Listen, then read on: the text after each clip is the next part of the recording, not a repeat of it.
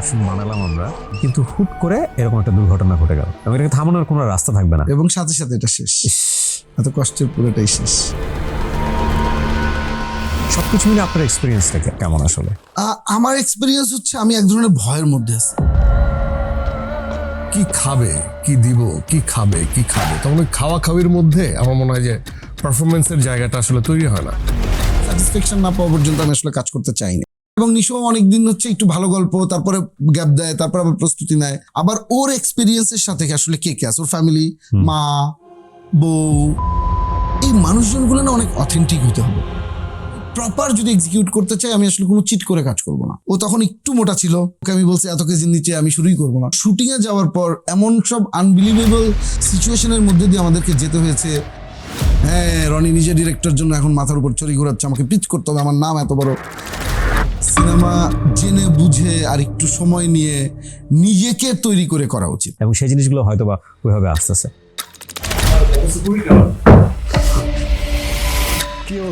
তো এই আমরা যাকে নিয়ে অনেকক্ষণ ধরে কথা বলছিলাম, তিনি আমাদের মাঝে এসে উপস্থিত। মানে মিনিমাইজ করা যায়।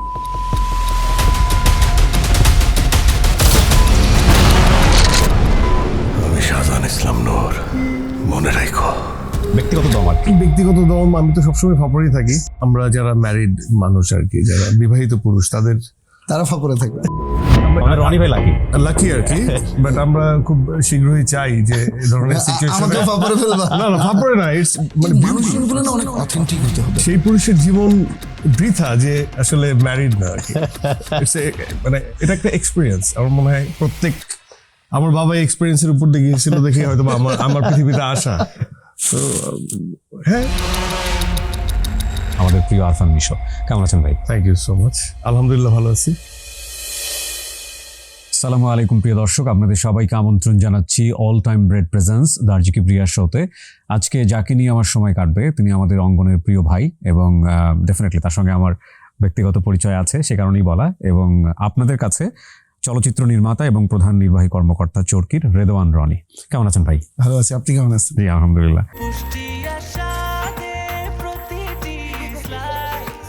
ব্রেকফাস্ট, টিফিন কিংবা স্ন্যাক টাইমে মজাদার আয়োজন মানে অল টাইম ব্রেড। আপনার বহুমুখী প্রতিভা, সেটা আমাদের দর্শকরা জানেন, এবং আপনার প্রতিভার একটা বলা যেতে পারে কাইন্ড অফ এক্সাম সামনের ঈদে। সবকিছু মিলিয়ে নিজের দম ফেলানোর ফুসরত কতটুকু হচ্ছে তাকে বলেন। না, এটা আসলে খুবই বার্ষিক পরীক্ষার মতো। একটু আগে যেটা বলছিলাম যে পরীক্ষা মনে হয় যে আর একটা দিন যদি সময় পেতাম তাহলে তো মনে হয় আরেকটু প্রিপারেশন নিতাম এবং লেটার মার্ক পেতাম। এটা হয় না যে প্লাস পেতাম, আর একটু যদি সময় পাওয়া যেত। এই প্রস্তুতির শেষ নাই, যদিও দমের জার্নিটা অনেক বছর ধরে এইটার মধ্যেই আছে। এবং এইটা মানে প্রস্তুতি, তো মানে সিনেমার মূল জায়গাটা আসলে প্রস্তুতি। জি। আর বাকিটা হচ্ছে এক্সিকিউশনটা। যদি প্রস্তুতি ভালো হয় এক্সিকিউশনটা ভালো হবে। ট্রু। তো প্রি প্রোডাকশন থেকে তো অ্যাটলিস্ট 3 বছরের জার্নি। তো এখন লাস্ট মোমেন্টে এসে মনে হচ্ছে যে এখনো কেন দম ফেলার সময় পাচ্ছি না। কিন্তু অনেক অনেক কাজ, অনেক ধরনের কাজ, আমাদের অনেকগুলা দেশের সাথে সমন্বয় করে কাজটা করতে হচ্ছে। তো এই কারণে আসলে পোস্ট প্রোডাকশন এখন একদম লাস্ট মোমেন্ট, জাস্ট রিলিজ হবে হচ্ছে তো ঈদের দিন থেকে। আমি অত কিছু বুঝি না, আমি ছবি বোদ্ধাও না, কিন্তু এই ধরনের ছবি সাধারণত বলিউডে আমরা দেখে থাকি। এবং পরবর্তীতে যখন একটু মোটামুটি স্টাডি করলাম তখন দেখলাম যে আপনি শুটিং করেছেন আফগানিস্তানে, এবং আমি কাজাকিস্তানে বেসিক্যালি শুটিং। কাজাকিস্তানে, আচ্ছা। তারপরে কোরিওগ্রাফার যারা আপনার লাইটে যারা ছিলেন সবই দেশের বাইরের, এবং দে আর ভেরি প্রফেশনাল। মানে এইরকম একটা প্ল্যান কি আসলেই 3 বছর আগে ছিল, নাকি হুট করে হয়ে গেছে আসলে, নাকি এটা ইট ওয়াজ ভেরি মাস্টার প্ল্যান? আমি তো আসলে অনেক বছর পর সিনেমাটা মানে এই দমটা করলাম। তো আমার নিজের প্রস্তুতি ছিল আরো আসলে 10 বছরের জার্নি বলা যায়। আমার কাছে মনে হচ্ছিল আমার 2টা সিনেমা, আমার প্রথম সিনেমা ছিল চোরাবালি, এরপর আইসক্রিম, তারপরে তো একটা গ্যাপ দিলাম, লম্বা গ্যাপ করে চরকি টরকি করলাম। মানে নিজের মনে হচ্ছিল যে সিনেমা বানানোর জন্য, মানে সিনেমা বলতে আমার পরবর্তী সময়ে এসে আর একটু ম্যাচিউর হওয়ার পরে সিনেমা সম্পর্কে আমার যে ধারণাটা তৈরি হলো, তখন মনে হলো যে আসলে সিনেমা জেনে বুঝে আর একটু সময় নিয়ে নিজেকে তৈরি করে করা উচিত। তো এই কারণে আমার আসলে এই 10 বছরের জার্নিটা বলবো নিজেকে প্রিপেয়ার করা, স্টাডি করা, আমরা তো আসলে বাংলাদেশের ফিল্ম মেকাররা কিন্তু সবাই অনেক ভালো ভালো ফিল্ম স্কুল থেকে পড়ে আসছে তা না। Right. মানে আমি তো নাই, আমার গুরু মোস্তফা সরোয়ার ফারুকী, ওনার কাছ থেকে আমি শিখেছি। আমি পড়াশোনা করেছি কম্পিউটার সায়েন্স অ্যান্ড ইঞ্জিনিয়ারিং, কিন্তু হয়ে গেছি ফিল্ম মেকার। তো প্রাতিষ্ঠানিক একটা ব্যাপার থাকে না, যে যদি আসলে আমি ফিল্ম স্কুলে পড়তে পারতাম, আমার এটা খুব একসময় আফসোস হওয়া শুরু করলো, তাহলে মনে হয় যে ফিল্মটা প্রপার মেক করতে পারতাম। তো যেহেতু পড়তে পারি না, আবার এখন প্রফেশন ওয়াইজ অন্য একটা জায়গায় চলে আসছি। চরকিও আসলে ফিল্মেরই একটা জার্নি, ওখানে প্রডিউস করতে হয়, আবার একটু সিইও হিসেবে অনেক ধরনের দায়িত্ব পালন করতে হয়। কিন্তু নিজেকে প্রিপেয়ার করছিলাম একটা গল্পের জন্য। এমন একটা গল্প আমি আসলে হুট করে, যেই গল্পটা একটা সত্য ঘটনা অবলম্বনে, আপনারা জানেন অলরেডি টিজারেও এটা এসেছে, একটা ক্যারেক্টারকে ফলো করার জার্নিটাও অনেক দিনের ছিল। তখন এটা একটা বাংলাদেশি স্টোরি, বাংলাদেশের মানুষের স্টোরি, কিন্তু ইন্টারন্যাশনাল একটা এরিনার মধ্যে ঘটনাটা ঘটে। তখন আমার মনে হচ্ছিল এটা আমি প্রপার যদি এক্সিকিউট করতে চাই, আমি আসলে কোনো চিট করে কাজ করব না। আমাকে একদম ওই রকম লোকেশন স্যাটিসফ্যাকশন না পাওয়া পর্যন্ত আমি আসলে কাজ করতে চাই নাই। তো এটা শুরু থেকেই দেশের বাইরে প্ল্যান ছিল, অন্য একটা দেশে, সেখানে আমার কাছে সাফিসিয়েন্ট মনে হচ্ছিল না। মানে ইন্ডিয়ার কার্গিল শুটিং করার প্ল্যান ছিল, মনে হচ্ছিল না এই লোকেশন আসলে আমার হবে না, আমার আসলে আরো ভাস্ট লোকেশন, মানে আমি আর আসলে পিওর ওরকম একটা জায়গা। এবং এই স্টোরিটা বেসিক্যালি আফগানিস্তানের একটা গল্প, যেখানে বাংলাদেশে একটা ক্যারেক্টারের জার্নি। কিন্তু আফগানিস্তানে আসলে এই গল্পটা মানে বেজ হচ্ছে 2008-10 সময়। তখন তো হচ্ছে একরকম রাজনৈতিক অবস্থা ছিল আফগানিস্তানে। তো এখন হচ্ছে তালিবানরা ক্ষমতায়, আপনারা জানেন। এখন চাইলেও আমি ওখানে শুটিং করতে পারবো না। কিন্তু লুকালাইক লোকেশন, সিমিলার লোকেশন আমার খুঁজে বের করার জন্য অনেক রিসার্চ করার পরে আসলে কাজাকিস্তানটা আমার কাছে মনে হলো যে এরকম স্লেটের মধ্যে পড়ে। তো ওই লোকেশনে, কাজাকিস্তান তো এমন একটা কান্ট্রি যেখানে আমাদের সচরাচর যাওয়া হয় না। আমরা আসলে আশেপাশে এশিয়া অথবা এরকম প্যান এশিয়া অনেক জায়গায় ঘুরি। কাজাকিস্তানে আমি জীবনের প্রথম গেলামই লোকেশন রেকি করতে। তো ওই লোকেশনটা আমাকে আরো ইন্সপায়ার করেছে টু মেক দিস ভিজুয়াল। এবং ওখানে আমার কাছে মনে হয়েছে যে যেহেতু একটা ইন্টারন্যাশনাল প্রজেক্ট হিসেবে এটাকে চিন্তা করছি, সো আমাদের সিনেমাটোগ্রাফার, আমাদের লাইট ডিজাইনার, এইটা যদি আমি আর একটু, যারা ওর মানে কাজাকিস্তান হচ্ছে রাশিয়ান ইনফ্লুয়েন্স, কারণ একসময় রাশিয়ার সাথে ওরা ছিল। তো ওদের সব ডিপি অথবা এই ধরনের হাই প্রফেশনাল গুলো সব পুরো রাশিয়ান বেল্টে কাজ করে, ইন্টারন্যাশনাল কাজ করে, নেটফ্লিক্স কাজ করে, হলিউড প্রোডাকশন কাজ করে। সো আমি 3টা ডিপির সাথে মিটিং করার পরে এই যে মিখাইল, ও আমার গল্পটা এত কানেক্ট করতে পারলো, আমি অবাক। এবং ও বললো যে এটা মনে হচ্ছে না এটা বাংলাদেশি কোনো ক্যারেক্টারে আমি গল্প শুনছি, এটা আমার কাছে মনে হচ্ছিল এই গল্পটা এটা আমার সাথে কিভাবে জানি কানেক্ট করে, এটা হয়তো আমার ফ্যামিলির সাথে কানেক্ট করবে, এটা হয়তো ইন্টারন্যাশনালি যে কোনো দেশের সাথে কানেক্ট করবে। দ্যাট লাইন মানে ইন্সপায়ার্ড মি যে এইটা মেবি একটা ইউনিভার্সাল জায়গায় যেতে পারে। ওকে, তো এই কারণে ওর সাথে যুক্ততা, ও আইনুরকে নিয়ে আসলো লাইটগ্রাফার, ডিজাইনার। এবং আমাদের ক্রু সাইডে ম্যাক্সিমামই ওখানে হচ্ছে যে আমরা যেহেতু ওখানে যে শুটিং করেছি, খুবই প্রফেশনাল একটা টিম নিয়ে কাজ করেছি, যেটার রেজাল্টটা কিছুটা বোঝা যাচ্ছে। আসলে সিনেমা দেখলে পুরোটা বোঝা যাবে, ডেফিনেটলি। কিন্তু আমার কাছে মনে হয় যে বাংলাদেশের সিনেমা তো অনেকদিন ধরেই ভালো করছে, ফেস্টিভ্যালেও ভালো করছে, কিন্তু ইন্টারন্যাশনাল মার্কেটে, প্রপার মার্কেটে, মানে যেটা হলিউডের সিনেমা সারা পৃথিবীব্যাপী রিলিজ হচ্ছে, অন্যান্য দেশে কোরিয়ান সিনেমা রিলিজ হচ্ছে, আমাদের সিনেমা কেন হবে না? কারণ আমাদের গল্প তো স্ট্রং। এক্স্যাক্টলি। সো ওইটা ভিশন থেকে করা, আমি জানি না কতটুকু সফল হতে পারবো। ডেফিনেটলি অনেক বেশি শুভকামনা থাকবে। কিন্তু আপনি বলছেন যে ইন্সপায়ার্ড বাই ট্রু স্টোরিটা কত বছর আগে আপনাকে ব্লক করে এটা? স্টোরিটা আমাকে আমি স্টোরিটা যেটা হয় যে গল্পটা, এটা 2008 সালের গল্প, 8-10 এরকম, আমি একদম এক্সাক্ট টাইম লাইনটা ইচ্ছা করেই বলছি না, ওই সময়ের গল্প। এই গল্পটা পরে পাবলিশড হয় আরো কয়েক বছর পরে। ওকে। প্রথম আলোর ঈদ সংখ্যায় পাবলিশড হয়। ওকে। তো আমি হচ্ছে প্রত্যেকবার ঈদ করতে গ্রামের বাড়ি যাই, আমার বাবা মা ওখানে থাকে, মানে ঈদ মানে আমার গ্রামের বাড়ি। তো আমার বাসার ছাদের মধ্যে আমি আসলে ওই ঈদ সংখ্যাটা পড়ছিলাম। আমি আমার বাবার জন্য আবার ঈদ সংখ্যা নিয়ে যাই, বিভিন্ন পত্রিকার ঈদ সংখ্যা নিয়ে আমার বাবা পড়ে। তো আমি উল্টাতে হঠাৎ করে গল্পটা, এরকম একটা গল্প, আফগানিস্তানে বাংলাদেশি একটা ক্যারেক্টার, এরকম একটা সিচুয়েশনে, আচ্ছা আমি পড়তে দেখছি আমি মানে কান্না করা শুরু করলাম।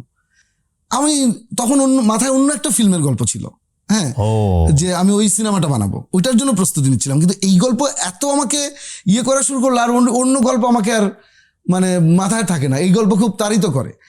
দেন তখন মেইন মানে যেই অরিজিনাল ক্যারেক্টার, যার গল্প, তার সাথে আমি মিট করলাম, তাকে আমার বাসায় ডাকলাম। আপনি জানেন আমার বাসায় যে গুলশানের যে বাসাটা, ওইখানে ওই বাসাতে উনি আসলেন একদিন।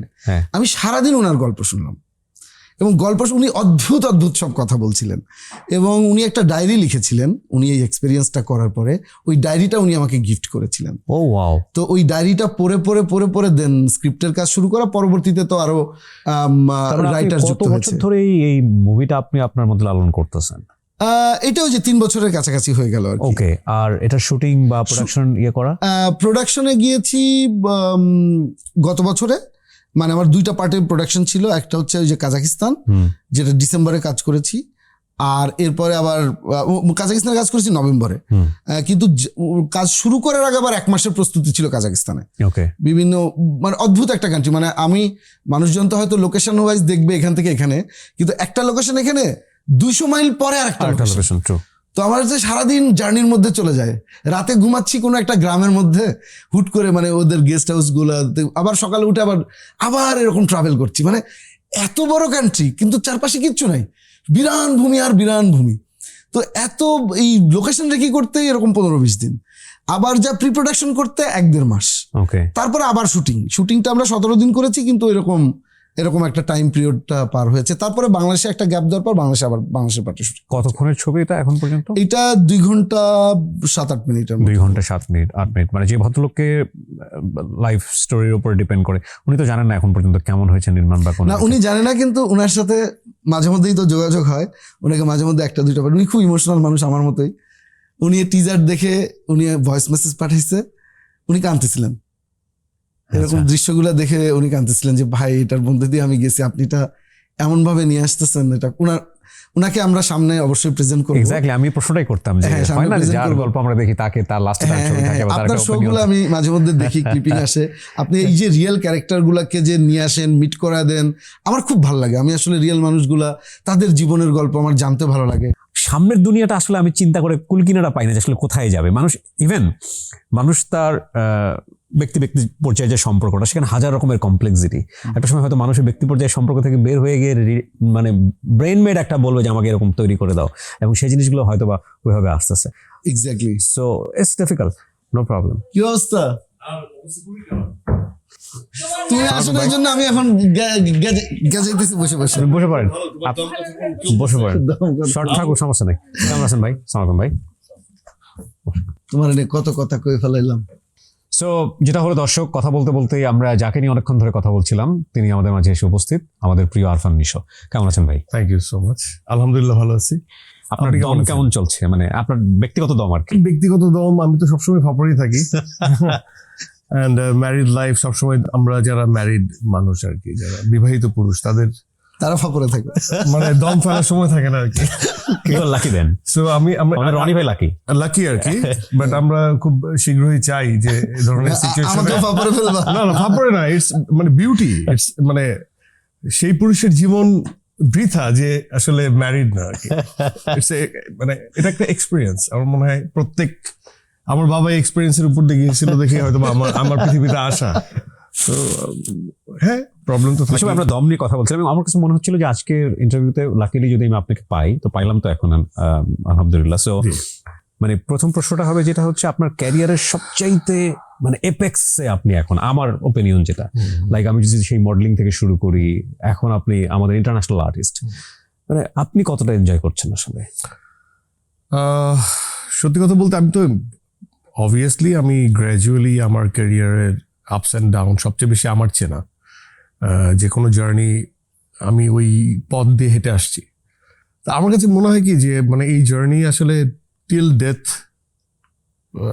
মানে মৃত্যুর আগে মনে হয় এই জার্নি কোনো সময়, বা এই চাওয়া বা এই পারফেকশন বা কাজের ধরন, এভরি সিঙ্গেল ডে ওই সফটওয়্যার আপডেটের মতো। মানে আমার মনে হয় না যে এটা কখনো থামে। অ্যান্ড দ্য পিপল যারা আসলে ক্রিয়েটিভ লাইন নিয়ে কাজ করে, ক্রিয়েটিভ আর্ট ফর্ম নিয়ে কাজ করে, এদের আরো বেশি আপ টু ডেট থাকতে হয়, যুগের সাথে তাল মেলাতে হয়। হ্যাঁ, আর ইভেন তো আমার মনে হয় যে কম্পিটিশনটা, এটা কেরিয়ার হোক বা ব্যক্তি মানুষ হিসেবে হোক, এই পরিবর্তনটা আসলে নিজের সাথে একটা বড় দ্বন্দ্ব বা ফাইট সবচেয়ে বেশি। আমি আসলে চিন্তা করি যে আজকে আমি যে জায়গায় আছি, নেক্সট মানে আমার গ্রোথ কোথায়, প্রত্যেক 2 মাস পর বা 1 বছর পর। পার্সোনাল আমি আমার নিজেকে জিজ্ঞেস করি আগে যে মানে মানুষ পছন্দ করছে, মানুষ অনেক বোকা জিনিসও পছন্দ করে। সো ফ্যানরা খুব সহজ সরল হয়, অনেক সময় অনেক বোদ্ধা হয়। তো আমি আসলে আমার ভালো লাগে যে দ্য পিপল যারা আসলে আমার কাছে মনে হয় যে তারা ভালো বোঝে বা জ্ঞানী, তাদের কাছ থেকে অনেক অ্যাডভাইস নিতে আপনার ডিরেক্টর আপনাকে নিয়ে সুপার স্যাটিসফাইড, আপনি কতটা স্যাটিসফাইড দমের ব্যাপারে? আই ডোন্ট নো, হয়তো বা সে যে ভিশনটা দেখে সেখানে হয়তো বা কোনো কারণে আমি সেট হই, বা ওই সময়টাতে তার আই এম শিওর যে এখন যদি জিজ্ঞেস করা হয় যে ইটস ডান বিউটিফুলি এক্সিকিউটেড, আমার যেটা মনে হয় যে আমি যখন আমি একটা করে ফেলি তারপর আবার দেখলে মনে হয় কি যে আরো ভালো করতে পারবো। হবে কি হবে না, বাট আপনার নাটক বলেন কাজ দেখে আমার কাছে যেটা মনে হয়েছে, আপনার যে প্রতিভা, আমি তেল দিচ্ছি না, আমি আমার এন্টায়ার লাইফে কোনোদিন কাউকে তেল দিই না না না, থ্যাংক ইউ। আপনার আসলে মানে জন্মই হয়েছে বড় পর্দার জন্য, আপনি কেন এতদিন ভুল পথে হাঁটছেন? আমার কাছে মনে হয়েছে ফিল এটা পথ তো আসলে কেউ তৈরি করে দেয় নাই। অ্যান্ড আমরা যেটা হয় যে আমি অনেক সময় বলি যে অনেক সময় সিনিয়রদেরকে দোষারোপ করতে ইচ্ছে করে। আমি যখন নাটকে না এসে মডেলিং আমার কেরিয়ার শুরু করি, তখন আমি দেখছি বাংলাদেশ বলতে যাদেরকে বোঝা যায় the big shot performer, and তারা 24/7 দে আর ডুইং নাটকস, রাইট? আমরা যদি বলি যে একজন সুবর্ণ মোস্তফা, একজন ফরিদি ভাই, যাদের একজন গোলাম মোস্তফা, বা আরো যারা গুণী অভিনেতা বা গুণী জন যারা, তাদেরকে আমরা আসলে মানে বাইরের কান্ট্রিতে কি হয় যে আমি যদি বড় মাধ্যমে বড় জনের সাথে কাজ করতে চাই অ্যাজ এ কো আর্টিস্ট, আমাকে সিনেমাই করতে হবে, there is no alternative. But বাংলাদেশের সিনেমাটা উল্টা ছিল যে আমি বড় গুণীজনের সাথে কাজ করতে গেলে আমাকে যেমন নাটকের পর্দায় কাজ করতে হবে, এবং সেখানে আমার গ্রোথ এবং নাটকের জায়গাটা আমি কখনো ভুলি না। কিন্তু অ্যাট দ্য সেম টাইম তখন আমরা আসলে কি হয়েছে, আমরা ইন্ডাস্ট্রিতে ঢোকার পর আমাদেরকে একটা রেসের ভিতরে ঢুকে দেওয়া হচ্ছে যে তোমার টিআরপি কত, হাউ ইউ মানে গুড তুমি পারফর্ম করতেছো, দ্যাটস নট দ্য হেডেক ইন্ডাস্ট্রির। তোমার টিআরপি কত, কার টিআরপি বেশি, অ্যান্ড নাওয়াডেজ কার ভিউ অনেক বেশি। সো আমার মাথায় কখনো ছিল না যে মানে আমাকে একজন ভালো পারফর্মার হতে হবে। আমার কাছে মনে হয় ভালো পারফর্মার হয়ে গেলে গ্র্যাজুয়ালি আস্তে আস্তে টিআরপি, পপুলারিটি সব চলে আসে। আর ফার্স্টলি যদি I am looking forward to the popularity, তখন আমার কাছে মনে হয় যে আসে, কিন্তু পারফরমেন্সের জায়গাটা অনেক বেশি প্রিসাইজ হয় না। কারণ ওই টপ ভিউতে আমরা সবসময় দেখতে চাই যে কি খাবে, কি দিব, কি খাবে, তখন ওই খাওয়ার মধ্যে আমার মনে হয় যে পারফরমেন্সের জায়গাটা আসলে তৈরি হয় না। আমার তো মনে হচ্ছে দম খাবে লোকজন, আপনার কি মনে খাবে? আপনার কি মনে হয়? তো আমি আমার সবসময় মনে হয় যে যেটাতে আমি ইমোশন আমাকে মানে টোটাল দমটা হচ্ছে যে আমার প্রত্যেকটা কন্টেন্টই, আমি এটা জানি না, আই এম সো লাকি হয়তো বা। আমি আরেকটু আমার কাছে মনে হয় যে টোটাল টিম খুব বেশি এঙ্গেজিং থাকে এবং ইমোশনালি সবাই একটা কানেক্টেড থাকে। ডেফিনেটলি রণজিৎ ভাইয়ের জন্য তো একটা বিশাল গ্যাপের পরে একটা ছবি এবং একটা অন্য ঘরানার ছবি। আর একটা জিনিস আমাদের দর্শকরা একটু কম্পেয়ার করতে পছন্দ করেন, আমি জানি না এটা আপনি কতটুকু এনজয় করেন। আমাদের বাংলাদেশ আরো একজন বিগ সুপারস্টারের সঙ্গে আপনার এক ধরনের ভার্চুয়াল দ্বন্দ্ব চলতে থাকে আমাদের দর্শকদের মধ্যে, আপনি নিজে কতটুকু এনজয় করেন আসলে? আমি যখন নাটকের কাজ করছি মানে থাকে যে মানুষ ওই রাইভাল গ্রুপ ক্রিয়েট করে ফেলে যে একজন একজনের প্রতিপক্ষ, আসলে কি প্রতিপক্ষ কিনা সেটা আমার কাছে মনে হয় না। আমি এনজয় করি না যে তা না, কারণ মানুষ যদি মিলায় বা তর্ক বিতর্ক শুরু করে কোন একজন যোগ্য মানুষের সাথেই হচ্ছে, মানে খুব অযোগ্য মানুষের সাথে হচ্ছে না। তো এই জন্য আমার খুবই ফালতু, খুবই অযোগ্য মানুষের সাথে যদি কম্পারিজন হয় তখন আসলে খুব মন খারাপ লাগে। সো এটা আমি এনজয় করি, and at the same time আমার কাছে মনে হয় যে আসলে আমি যেমন খুবই ইন্ডিভিজুয়ালিজমে বিশ্বাস করি, প্রত্যেকটা মানুষ আসলে তার জায়গা থেকে আলাদা। প্রত্যেকটা মানুষের প্যাশন, প্রত্যেকটা মানুষের ইচ্ছা, প্রত্যেকটা মানুষের ইন্ডিভিজুয়াল জার্নি ইটস ডিফারেন্ট। সে যেভাবে বেড়ে উঠছে এটা আরেকটা একটা হিস্টোরি। আমি যেভাবে বেড়ে উঠছি, আমার যেটা জনরা, আমি এই জন্য বলি যে প্রত্যেকটা মানুষের জনরা একরকম না, প্রত্যেকটা মানুষের কাজের ধরনও একরকম না। আমার যেটা ইচ্ছা আমি সেরকম চাই, বলে না যে চাইতে হয় চাইলে পাওয়া যায়, আমি যেরকম চাই সেরকম কাজই আমার কাছে আসে। সো আমি চাই গল্প নির্ভর, আমি চাই পারফরমেন্স বেস। দিনের শেষে আমি আমার নিজেকে অভিনয়টাকে কত বেশি ধার দিতে পারছি, শান দিতে পারছি। সো আমার কাছে ওরকমই আসলে খুব বলবো যে ড্রামা ওরিয়েন্টেড, পারফরমেন্স ওরিয়েন্টেড কাজগুলো আসে এবং আমি এনজয় করি। So competition is there, it should be a positive competition, and দিন শেষে আমি এনজয় করি। যেটা প্রসঙ্গে যদি উত্তর হয় আমি অবশ্যই এনজয় করি। অ্যান্ড আমার মনে হয় যে প্রত্যেকটা মানুষ তার নিজস্ব সৌন্দর্যে সুন্দর। So, আমার মনে হয় যে প্রত্যেকটা ইন্ডাস্ট্রির যারা আসলে যোগ্যতা সম্পন্ন মানুষ দেখেই এতদিন ধরে সার্ভাইভ বা এতদিন ধরে কাজ করে যাচ্ছে। সো আমার কাছে মনে হয় প্রত্যেকেই প্রত্যেকের জায়গা থেকে একটা সম্মান অর্জন করতে পারছে। অ্যান্ড কম্পারিজন এটা থাকবেই, আমরা চাই বা না চাই, মানুষ এরকম। এবং খুব স্বল্প সময়ের সিনেমাতে আপনার একটা শক্ত অবস্থান হয়ে গেছে আমরা দেখতে পেলাম। এবং আমার প্রত্যেকটা মনে হয় যে ছবি জার্নিটা আসলে অ্যাকচুয়ালি আমরা ওই যে সবসময় বলি যে হয়তো বা এখন অনেকে বলে আর কি যে অভিনেতাদের পর্দা আসলে হয় না, এটা আমরা অনেক আগের থেকে বলি। এবং আই এম সো লাকি যে আমি আমার সারাউন্ডিংস যেরকম, আমার সার্কেল যেরকম, তারা আমাকে অনেক আগে এটা বুঝাইতে পারছে যে অভিনেতাদের আসলে কোনো পর্দা হয় না।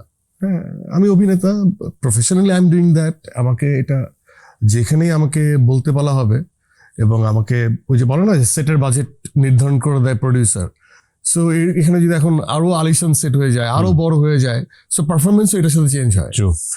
আয়োজনটা যখন চেঞ্জ হয়ে যায়, তো আমাকে যখন যে বাজেটে ফেলা হয় বা যে কাজের জন্য আমাকে অভিনয় করতে বলা হয়, আমি সেটাকে প্রপার করার চেষ্টা করি। সো আমার কাছে সব সমান, আমার কাছে সবই আমার মনে হয় যে আপনাকে দক্ষতা দেখাইতেই হবে। আপনি যে প্ল্যাটফর্ম, এটা মঞ্চ হতে পারে, এটা টিভি হতে পারে, এটা নাটিকা হতে পারে, এটা শর্ট ফিল্ম হতে পারে, ফিল্ম হতে পারে, থিয়েটার বেস হতে পারে, এনিথিং। সো প্রফেশনালি যখন আপনি একটা কিছু করছেন, আপনাকে আসলে অনেস্টি, ডেডিকেশন এটা থাকতেই হবে। So, আমি যত জানি নিশা এখন বোধহয় নাটক করছে না। আমি যখন সুড়ঙ্গ ফার্স্ট, এটা আমি অনেক আগেই বলছিলাম, আমি আমার কমিটমেন্ট গুলো রাখার চেষ্টা করি। যেমন আমি বলছিলাম যে আমি যদি সিনেমাতে যাই তাহলে আমি আসলে আমার হয়তো বা নাটক করা হবে না, করা হবে যখন খুবই হয়তো বা কোনো ইভেন্টে কিছু একটা করলাম। কারণ আমি তো ব্যক্তিগতভাবে নাটক খুব মিস করি। অ্যান্ড কারণ আমি যেখানে আমার বেড়ে ওঠা সেটা আমি কখনো ভুলে যাই না। যারা আমাকে আমার শুরুতে আমার ক্যারিয়ারের সাথে যাদের সংযোজন ছিল বা যারা সম্পৃক্ত ছিল, তাদের কথা আমি খুব মিস করি তাদেরকে। অ্যান্ড কাম অন, মানে এভরি সিঙ্গেল ওয়ান আসলে গ্র্যাজুয়ালি তো তার লাইফ টাইম অনুযায়ী সে তো আসলে ডেভেলপ করবে। তো সেটার জন্য হয়তোবা আমার হয়তোবা একটা প্ল্যাটফর্মের কাজ করা হচ্ছে না, তার মানে যে করা হবে না তা না, সেটা আমি বলি না।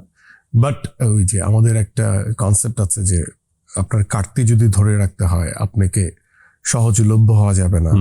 অ্যান্ড অনেকেই মনে করে, এটা প্রডিউসাররা বেশি করে মনে করে যে আমি যদি অনেক বেশি অ্যাভেলেবেল হয়ে যাই তাহলে হয়তো বা আমার সিনেমা দেখতে ওই এক্সক্লুসিভিটিটা ধরে রাখাটা অনেক ইম্পর্টেন্ট। বাট আমি করতে চাই, আমাকে আমার মানে যারা বিভিন্ন কন্ট্রাকচুয়াল জায়গা থেকে আটকে দেয় যে you are doing this film and that's why আপনি কিন্তু কোনো নাটক করতে পারছেন না। রনি ভাই, এটা একটু জাস্ট ইকোনমিক্যালি যদি ব্যাপারটা জানতে চাই, ধরেন আরফান নিশোর মতো পপুলার অ্যাক্টর যে হয়তো মাসে 15টা 20টা নাটক বা তারও বেশি নাটক করছিলেন, ওইখানে যে ইকোনমিক কম্পেনসেট হয় 3 বছর 4 বছর পর একটা ফিল্ম আর কিছু অ্যাড করা, এটা কি আসলে কম্পিটিটিভ হয়ে যায় নাকি সার্ভাইভার জায়গা থেকে? আমি যদি আসলে খুবই খুবই মানে একদম খোলামেলা বলি, এটা আর্টিস্ট যখন ডেডিকেটেড হয়ে ওঠে তখন এই কম্পারিজনটা সে করে না।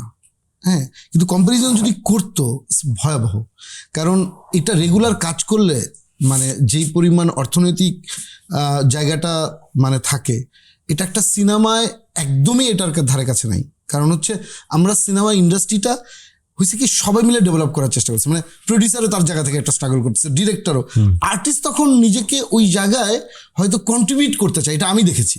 মানে নিশোর ক্ষেত্রে তো অবশ্যই মানে হ্যাঁ, এই জন্য আমি বলি, আবার ঘুরাই বলি যে নাটকের ছেলেপেলেরা বেদব হয় কেন, মানে ওয়ান কাইন্ড অফ, কারণ কেয়ার করে না কেন। মানে আমরা ছোটবেলায় দেখছি যে বাচ্চাদের হাতে টাকা দিও না, বেদব হয়ে যায়। সো নাটকের কি হয়, আমাদের অ্যাকচুয়ালি হচ্ছে যে আমাদের যে রেভিনিউ জেনারেট হয় ইন্ডাস্ট্রি ওয়াইজ, তখন আমরা ক্যালকুলেশন করছিলাম বা আমরা ভাবছিলাম যে আসলে টিভি নাটক থেকে রেভিনিউ বেশি জেনারেট হয় যদি আমি কম্পেয়ার করি film wise, film to TV নাটক। সো আমরা কনফিউজ ছিলাম যে আসলে কোনটা বড় মাধ্যম বাংলাদেশে। দ্য সিনিয়র পিপল যারা আছে, যারা good artist, they are doing নাটক। অ্যান্ড এই জন্য যে বললাম যে ওই সময় কথা বললাম যে তাদের উপর আমার রাগ হয় কেন, যে তারা সিনেমার জায়গাটাকে অনেক বেশি থাকে না, আমি স্বপ্ন দেখবো this is the bigger platform, তো ওইটা হয় নাই। তখন বারবার আমাদের মনে হইতো যে আচ্ছা এখানেই বেশ আছি, ভালো আছি, এখানেই শিখতে পারছি, বা এখানে গুণীজনরা আছে এরকম। এবং অ্যাট দ্য সেম টাইম কিন্তু আমাদের মধ্যে একটা গ্যাপ, একটা ব্রিজ মার্ক কেউ তৈরি করা নাই।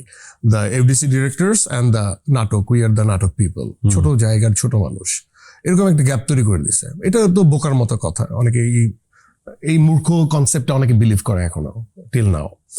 তো ওই যে গ্যাপ এবং সেই যে জায়গা থেকে নাটকে যখন আমি every single day I am doing নাটক বা ড্রামা জোনে, একটা ছেলে মোটামুটি এত মানে একটা মিডিওকার, মানে আমি বলবো যে একটু প্রতিষ্ঠিত, সে যে পরিমাণ টাকা উইথড্র করে সেটা মানে 2-3 বছরের সিনেমাতে সে ওইটা উইথড্র করতে পারবে না।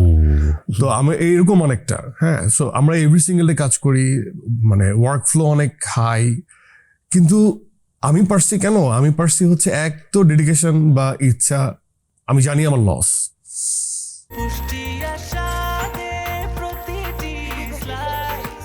ব্রেকফাস্ট, টিফিন কিংবা স্ন্যাক টাইমে মজাদার আয়োজন মানে অল টাইম ব্রেড। বাট আমি তো নাটকে আসলে সার্ভাইভাল জায়গা থেকে আমি দাঁড়ায় গেছিলাম। সো যখন আমি সেটেল ডাউন করে ফেলছি, আই হ্যাভ দ্যাট মনিটরি যে সাপোর্টটা, সেটা আমার অলরেডি একটা ব্যাকআপ ছিল। 2 নম্বর হচ্ছে যে আমি যে এন্ডোর্সমেন্ট গুলো করি সেটা আমার একটা ব্যাকআপ। তো হ্যাঁ, মানে আমার বাড়তি কোনো লোভ নাই। আমার কাছে মনে হয় যে একটা মানুষ কতই বা চাইতে পারে। হ্যাঁ, তো এই লোভ যেহেতু ছিল না, সেই জন্য আমার কাছে এটা অনেকে বলতে পারে যে আমি আর্টিস্ট, আর্ট ফর্মকে মাথায় রেখে আমি হারাই গেছি, এরকম অনেক উইয়ার্ড কথা বলতে। কিন্তু আসলেই আর্টিস্টটা তো একটু পাগল। আমার প্রবল ইচ্ছা ছিল আমি যে সিনেমা করবো, আমি এক্সক্লুসিভিটি এখানে ধরে রাখবো, অনেক বেশি টাকা আমার দরকার নাই। আর আমি ব্যক্তি মানুষটাও এরকম যে আমার কাছে মনে হয়েছে যে কত আর কামাবো, কত চাইবো, কত টাকা নিয়ে মরতে পারবো, এটা তো কোনো শেষ নাই। তো রাদার ওইটা না করে আমি যদি একটু সেটেল ডাউন করি, একটু স্থিরতা দরকার একটা বয়সে মানুষের। অ্যান্ড যারা সিনেমাতেও রেগুলার কাজ করতেন তারাও কিন্তু একটা স্থির জায়গায় আসে। যখন স্থিরতা কাজ করে তখন মানুষের কাজ ভালো হয়, যখন স্থিরতা আসে তখন মানুষ একটু ব্রেক কষে একটু ভেবে চিন্তায় কাজ করে। সো আমার মনে হয় যে এটা খারাপ না, যেহেতু ক্যারিয়ার এখনো ঠিক আছে। মানে আমি দেখছি যে 2 বছর কাজ করে নাই, ক্যারিয়ার নাই হয়ে গেছে। বাট আই এম ব্লেসড যে না, আফটার সুরঙ্গ মাঝখানের ইয়ার আমি কাজ করি নাই, but Daagi was like highly appreciated. And then দম নিয়ে কথা হচ্ছে। তো আমার কাছে মনে হয় যে আমি lucky. At the same time আমার ওই সরল বা ডেডিকেশনের মনটা আমার কেন জানি মনে হয় যে আমার ফ্যানরা বা আমাকে যারা পছন্দ করে তারা এই নিয়েও কানেক্ট করতে পারে। যার যাই হোক, মানুষটা হয়তো এরকম। You are definitely. এবং আমার মনে হয় রনি ভাইয়ের বেস্ট চয়েস ছিল এটা, এবং ব্যাপারে কোনো সন্দেহ নাই। আর দর্শকদের আমি একটা কথাই বলবো, সেটা হচ্ছে এই ছবিটা আপনারা দেখেন। আমি বললি যে আপনারা দেখবেন, ব্যাপারটা এরকম না। ছবির যদি টেনে নিয়ে যাওয়ার ক্ষমতা থাকে তাহলে আপনারা দেখবেন। এবং বাংলাদেশের কিছু ইন্টারন্যাশনাল প্ল্যাটফর্মের জন্য ছবি হচ্ছে, সেই ছবির পৃষ্ঠপোষকতায় আমাদের থাকা উচিত আমি মনে করি।